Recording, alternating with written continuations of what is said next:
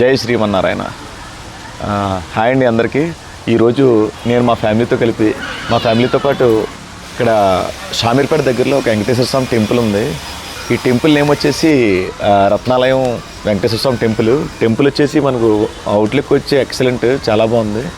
అలాగే ఇక్కడ వాతావరణం కూడా చాలా అంటే చాలా పీస్ఫుల్గా ఉంది. మీరు చూడవచ్చు ఇక్కడ మనకు వచ్చేసి ఇక్కడ కూర్చోడానికి కానివ్వండి, అలాగే చిన్నపిల్లలు ఆడుకోవడానికి కూడా మంచిగా ఒక పార్క్ డిజైన్ చేశారు. ఇక్కడ పార్క్ కూడా చాలా చక్కగా, అంటే ఒక కొంత సమయం ఇక్కడ స్పెండ్ చేసుకోవచ్చు. పిల్లలు కూడా చాలా చక్కగా ఆడుకోవడానికి కూడా అవకాశం ఉంది. ఇకపోతే ఇక్కడే మనకి పూజా సామాగ్రి కూడా, అంటే కొబ్బరికాయ కానివ్వండి, ఇంకా పూజా సామాగ్రి ఎక్కడైనా సరే మనకి ఇక్కడ దొరికిపోతుంది. గుడి విషయానికి వస్తే మన గుడి ఎంట్రన్స్ దగ్గర కానీ గుడి మొత్తం ఆవరణం కూడా చాలా పరిశుభ్రంగా ఉంచారు.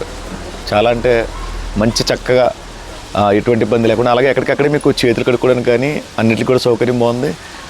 ఇంకో విషయం ఏంటంటే ఇక్కడ టెంపుల్లో ఎక్కడ కూడా డబ్బులు మనం హుండీలో తప్ప బయట ఎక్కడ కూడా వేసే ఇది లేదు. అదైతే నాకు చాలా బాగా. ఇక్కడ మన హైదరాబాద్ నుంచి చూసుకున్నట్లయితే సికింద్రాబాద్ నుంచి సుమారుగా ఒక గంట జర్నీ పడుతుంది. మేమైతే హకీంపేటలో ఉంటాం. హకీంపేట నుంచి ఇక్కడికి జస్ట్ 10 కిలోమీటర్స్. ఇక్కడ మీకు ల్యాండ్ మార్క్ వచ్చేసి సామీర్పేట లేక్ అని కొడితే మీరు జస్ట్ అక్కడి నుంచి కొంచెం అంటే 1.5 కిలోమీటర్ 2 కిలోమీటర్స్ ఉంటుంది అక్కడికి. ఇక్కడ పిస్తా హౌస్ అని ఒకటి ఉంది. పిస్తా హౌస్ నుంచి జస్ట్ టర్న్ తీసుకుంటే అలాగే ఇక్కడ మనకి వాటర్ ఫౌంటైన్ లాగా పెట్టారనమాట. అంటే మన విష్ణు అవతారం కానీ, తర్వాత ఏమో శ్రీకృష్ణుడిది కానీ ఇక్కడ మనకి మంచిగా ఫౌంటైన్ లాగా డిజైన్ చేశారు. ఫౌంటైన్ నీకు డే వ్యూ, నైట్ వ్యూ రెండు కూడా చాలా చక్కగా ఉన్నాయి.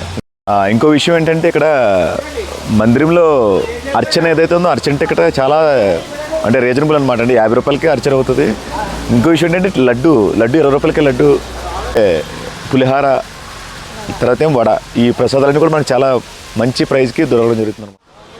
ఇక్కడ మన వెంకటేశ్వర స్వామి టెంపుల్ ఎక్కడైతే ఉన్నా సరే గోశాల అనేది కామన్గా ఉంటుంది. ఇక్కడ మనకు చూసుకున్నట్లయితే గోశాల కూడా ఉంది. చెప్పాలంటే మాత్రం చాలా చాలా ఒక మనం తిరుపతి వెళ్తే ఎంత ఏదైతే ఫీల్ ఉంటుందో అదే ఫీల్ మీకు ఇక్కడ కూడా అనిపిస్తుంది.